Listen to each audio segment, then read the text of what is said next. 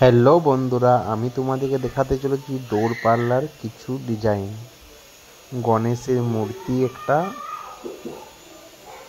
খুব সুন্দর এই ডিজাইনটা তৈরি হয়েছে সিএনসি মেশিনের দ্বারাই। এত সুন্দর নকশা সিএনসি রোটার বানাতে পারে, ভাবা যায় না। কত সুন্দরভাবে এই কাজটা হয়েছে, তোমরা নিজের চোখে সেটি দেখো।